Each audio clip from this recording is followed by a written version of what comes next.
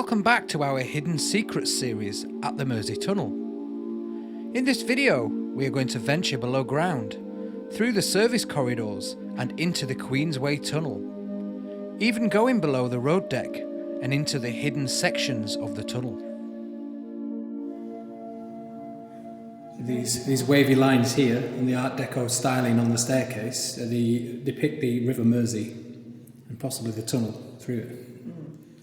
All throughout the George's Dock building is this rather detailed Art Deco coving and ceiling plasterwork.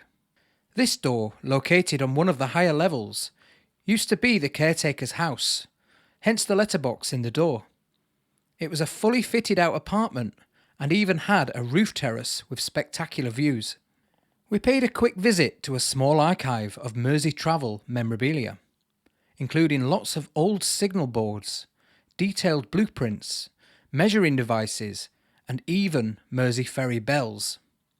They even had copies of the original Mersey Railway Tunnel blueprints and plans for future extensions. This unlucky fellow was due to be the mascot of the proposed Liverpool metro system. He never saw the light of day and now spends his time masquerading as Boris Johnson.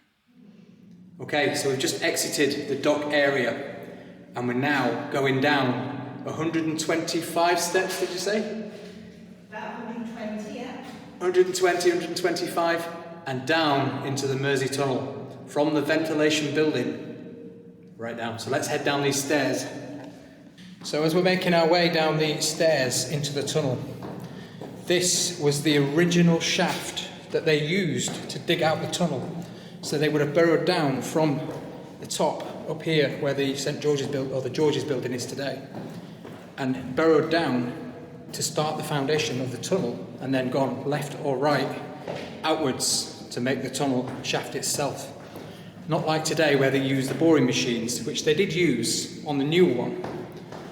But you can see the original depth that we're heading down is the original shaft, obviously without the staircase.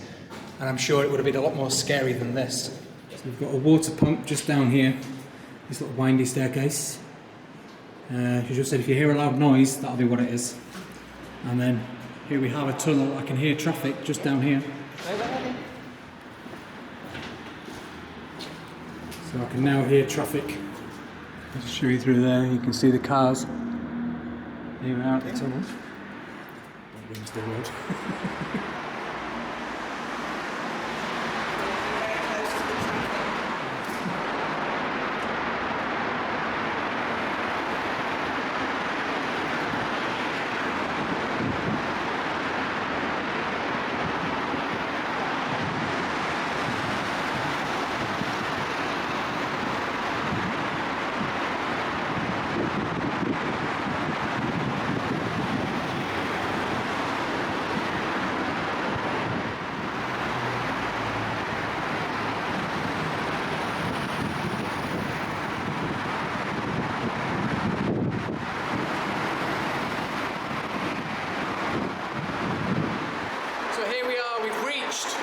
Actual Mersey Tunnel, the road tunnel. So right behind me, you'll see the moving traffic in both directions, and you'll hear it as well. So left is Liverpool, and on the right hand side would be to Birkenhead, on my right, your left. You can hear how noisy it is down here, and smelly. We've got the ventilation shafts just up there, and one underneath as well. Going into the fresh air flow. Okay, let's head down the winding staircase. So we're now heading below the road deck in the tunnel. So what you saw then was the traffic on the road deck, which is halfway up the tunnel to the top of the tunnel, or the hole, the bore.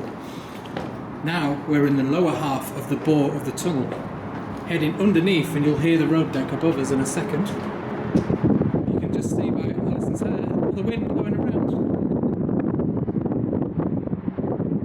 So this is now the fresh air heading through the tunnel from the vents, which I'm presuming is around there. So the fresh air is being dragged in from the fan of the turbines that we saw around here.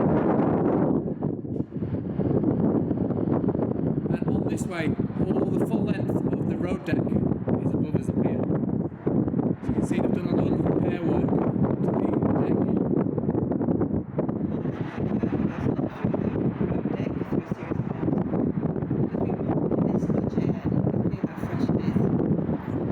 So if you're just saying, the air, as it comes down here, it goes up through these little vents here, these little holes in the roof, and up into the road deck to supply fresh air, which is actually cleaner down here than it is where it comes in at street level. Hence why you can't smell.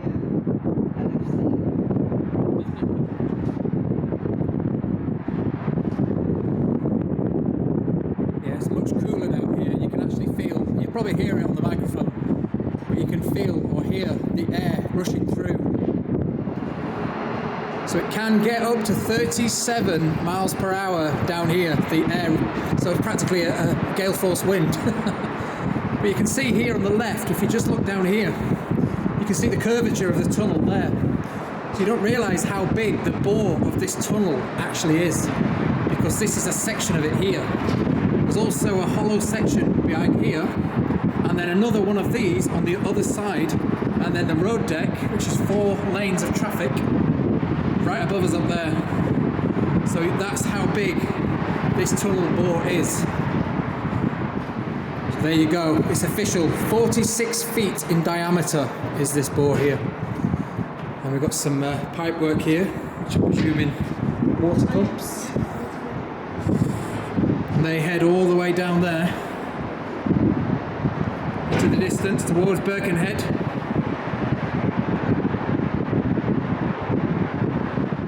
So you should be able to hear me now. It's much quieter in here. So we've headed from the vent section out there. You can hear the road above us. And into this. Now check this out. So this is the central section of the bore below the road deck. So again, the road deck is up here on this concrete. And 4 lanes of traffic. You've got the vents that we just walked down on this side and that side. And this section here is the central section that runs all the way down the full length of the Mersey Tunnel from Liverpool to Birkenhead. And as you can see today, it carries all their communication cables and power cables, presuming there's National Grid use it. And yeah, that's pretty much it today. So if you didn't hear me mention earlier upstairs, excuse the bumping, that's the road above. This was due to be an electric tramway through from Liverpool to Birkenhead. So the old standard trams that you would have seen, like the ones you see on the prom in Blackpool today, not the new ones, obviously the old ones, they would have run through here in an up and down fashion. Underneath the road decks, it would have been a dual purpose tunnel. Now today, they have a separate railway tunnel and a separate road tunnel further up the Mersey as well. And then this one carries the road deck above us. So they don't need it today. It's not needed, like I said at the time. They were worried about the competition from the ferries, which you can also get still today across the Mersey. And you don't want to interfere with the service that's been running for many years up there by installing an electric tramway in here. That was the mood back in the day anyway, back in the early 1900s when they built this tunnel. So it never happened. So all we got today is the road deck, which is what it's been from day one. And this empty void, but now they do use it. It's not just empty. Like I said, it does carry conduit and looks like data cables up there. And we've got the emergency refuges for the road tunnel in here now as well. So if you were to have an accident up there, or if there was a fire or anything like that, they would head down the emergency staircases and into these refuge bunkers, which are all the way down here and safe from what's happening above. So let's presume there was an accident above or a fire, something that you dread in a tunnel these days. And we all learned from the Mont Blanc tunnel fire that happened many years ago. And these were put in as a response to that all those years ago. So down here, it's completely fresh air coming in. So if there was a fire or anything like that on the top deck, all that smoke would be drawn out upwards. And the fresh air comes in from underneath where we are now. So you wouldn't get any smoke down here. But you can see part of the system here, which is when they come in here, they can stay in contact with the comms centre here at the tunnel. And also there's a camera just up there. And this is obviously sealed off. We've got nice air vents pumping the fresh air in as well. And a toilet down the end as well, which is very handy. And also worth mentioning, if anything happened at this side of the tunnel, you can. All the emergency refuges down the tunnel are interconnected, so you can literally carry on down the tunnel all the way to Birkenhead and get out that side. And here's a look down the other way. So this is towards Birkenhead now. Just zoom in for you. So all the way down to Birkenhead that way. And then back to where we are now, currently under the George's Dock building on the Liverpool waterfront. So this is the tunnel back up to the road level, or the road deck. The windy staircase. Oh, look at this retro lift. This reminds me of Poland again. In the salt mines, remember that lift in there? Yeah, I'll get you a view out the window. So I'm going up back to ground level now. In the lift. I don't think we'll see much, but...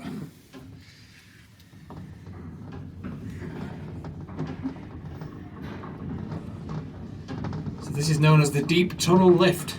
And it can only fit 8 people in here. 8 very, very small people, I would have said. Yeah. But that's what the manufacturer says. You can see that deep tunnel lift. It had a bit of a name change. It was the deep shaft lift. Oh, I can see why they changed that.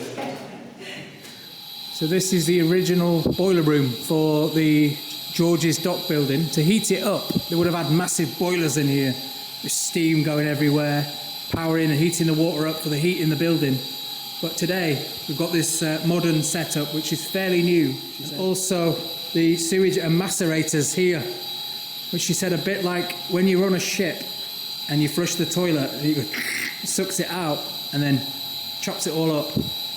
That's what they've got in this building, which is quite unique. Even the internal doors have got this Art Deco design on them, look at that. Little model here of how the tunnel works, the bore I was talking about. So you've got the 4 lanes of traffic through the top half, and then as you head down below the deck, you've got the vent tunnel here that we were in on both sides, and then the central avenue that we walked down just there, which would have carried the old electric tramway, which, like I said, never happened. So big thank you to Alison for giving us the tour. Now, Alison, if anyone would like to come and do a tour of the Mersey Tunnel, how can they do that? So we have a webpage which is merseytravel.gov.uk/tunnel tours.